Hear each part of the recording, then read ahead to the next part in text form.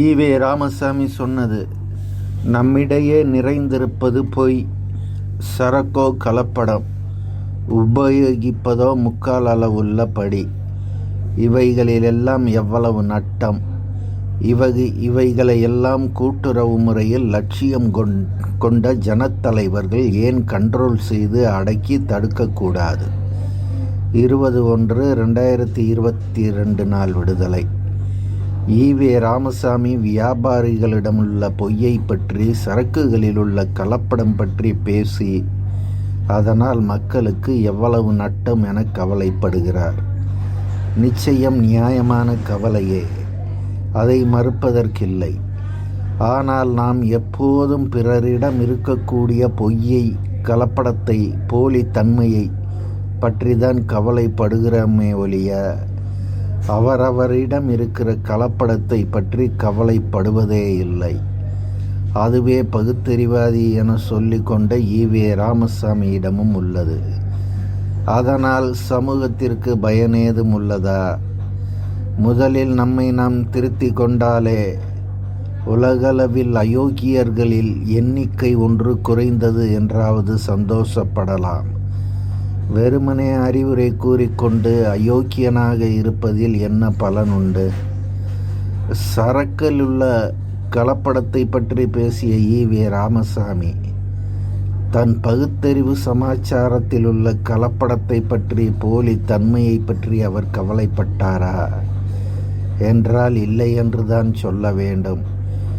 எப்படி தன் விஷயத்தில் உள்ள கலப்படத்தை பற்றியோ மோசடி தன்மை பற்றியோ ஈவே ராமசாமிக்கு கவலை இல்லையோ, அப்படித்தானே ஒவ்வொரு வியாபாரியும் சரக்கில் கலப்படமோ அளவுகளில் மோசடி தன்மையோ இருந்தால் கவலைப்படாமலே இருப்பார்கள். ஈவே ராமசாமி தங்கள் கொள்கைகளில் இருக்கக்கூடிய கலப்படத்தை திருத்த விரும்பாததால், கவலைப்படாததால் அது எவ்வகையிலெல்லாம் தலைமுறை கடந்தும் புரையோடி போயுள்ளது என பார்ப்போம். வீட்டு வேலை செய்ய வந்த பெண்ணை, சிறுமியை சித்திரவதை செய்துள்ளனர் பல்லாவரம் திமுக எம்எல்ஏ கருணாநிதியின் மகன் ஆண்ட்ரோ, மருமகள் மார்லினோவாவும். இது இன்றைக்கு பெரும் அதிர்வலையை ஏற்படுத்தியுள்ளது. பல்வேறு ஊடகங்களும் இது பற்றி பேசுகையில், பத்திரிகை துறையிலும் சரி, தங்கள் பகுத்தறிவிலும் சரி, கலப்படத்தை மாத்திரம் கொண்டுள்ள வீரமணியின் பத்திரிகை இந்த சம்பவத்தை மூடி மறைத்துள்ளது.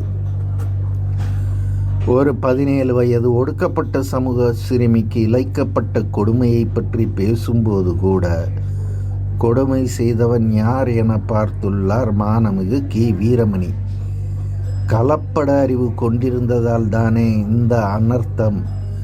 குற்றம் சாட்டப்பட்ட நபர் திமுக எம்எல்ஏ மகன் மற்றும் மருமகள் என தெரிந்ததுமே கலப்பட அறிவுக்காரர்களான தீக்க ஆசாமிகள் அந்த செய்தியை மூடி மறைத்துள்ளார்கள். வியாபாரிகள் கலப்படம் செய்கிறார்களே என கவலைப்பட்ட ஈவே ராமசாமி தன் விசுவாசிகளுக்கு தான் கற்றுத்தரும் பகுத்தறிவு கலப்படத்தன்மையற்றதாக இருக்க வேண்டும் என கவலைப்பட்டு கலப்படமற்ற பகுத்தறிவை கற்று தந்திருப்பாரே. ஆனால் வீரமணியிடம் இன்றைக்கு இத்தகைய மானங்கட்டத்தனமான பகுத்தறிவு வந்திருக்குமா? சிறுமிக்கு நேர்ந்த கொடுமையை முழுமையாக வாசிப்பதன் மூலம் ஈவே ராமசாமி கற்றுத்தந்த கலப்பட அறிவால் செல்லரித்து போன தீக்க ஆசாமிகளின் பகுத்தறிவை கண்டுகொள்ள முடியும். மிளகாய் பொடி தண்ணீரை குடிக்க வைத்து சித்திரவதை செய்தனர் திமுக எம்எல்ஏ குடும்பத்தால் பாதிக்கப்பட்ட சிறுமி கண்ணீர் என்கிற தலைப்பிலும் பட்டியலின மாணவி கொடுமை, மனிதாபிமானமுள்ள ஒவ்வொருவருக்கும் தலை குனிவு, திருமாவளவன் என்கிற தலைப்பிலும் 20/1/2024 அன்று பல்வேறு ஊடகங்களில் வந்த செய்தியை பார்ப்போம்.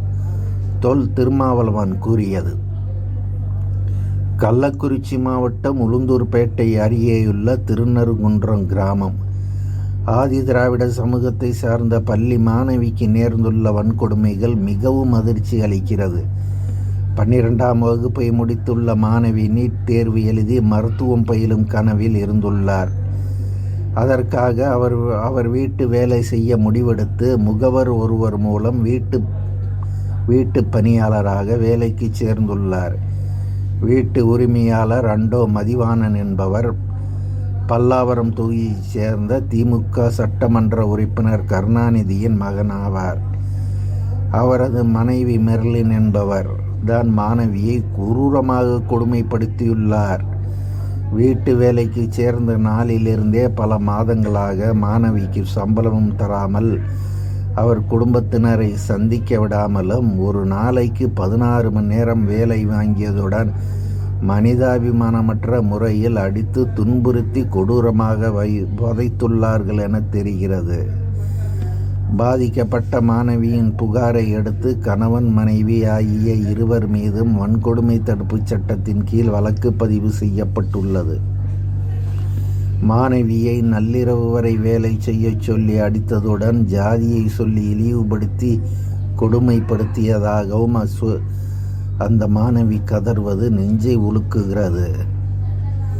இந்நிலையில் குற்றம் சாட்டப்பட்டவர்களை கைது செய்வது உள்ளிட்ட சட்டப்படியான நடவடிக்கைகளை அரசு உறுதியாக இருக்க வேண்டும் என வலியுறுத்துகிறோம் என்கிறது செய்தி. பட்டியலின வகுப்பைச் சேர்ந்த சிறுமி என்பதால் திருமாவளவன் குரல் கொடுத்திருக்கிறார். அந்த சிறுமியிடம் திமுக எம்எல்ஏவின் மருமகள் நீயும் உங்க அம்மாவும் உபச்சாரம் செய்து பணம் சம்பாதியுங்கள் என்று கூறியிருக்கிறார். எவ்வளவு கொடுமையான வார்த்தைகள்! அரசியல் செல்வாக்கற்ற, கேட்கவே நாதியற்ற எண்ணிக்கையில் குறைவாக இருக்கிற சமூகத்தவர்கள் இதுபோல் துயரமுறும் சித்திரவதையை அனுபவிக்கிற போது அது யார் பார்வைக்கும் செல்லாமலே போகிறது, மூடி மறைக்கப்படுகிறது.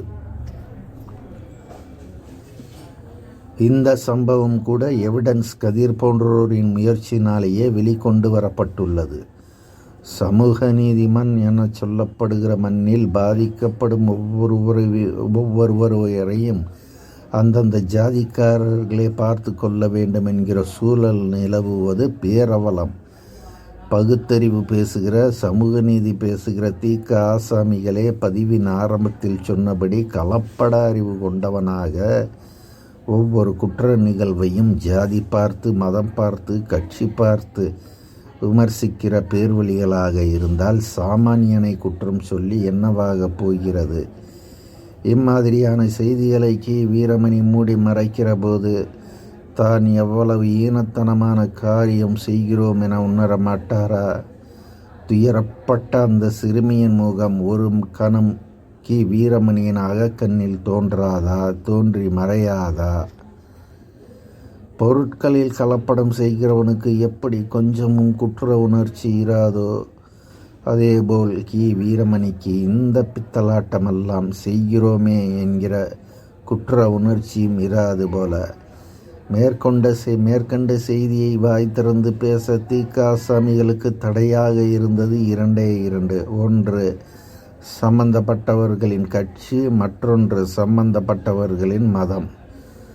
ஒரு சிறுமிக்கு நேர்ந்த சித்திரவதை கொடுமையை கூட ஒருவனால் நேர்மையாக பேச முடியவில்லை என்றால் அவன் ஏன் பத்திரிகை நடத்த வேண்டும்? தன்னை தமிழர் தலைவர் என கூறிக்கொள்ள வேண்டும்? ஈவே ராமசாமி கற்றுத்தந்த அறிவால் ஒரு நன்மையும் இல்லை என விளங்கி கொள்ள முடிகிறதா? இல்லையா?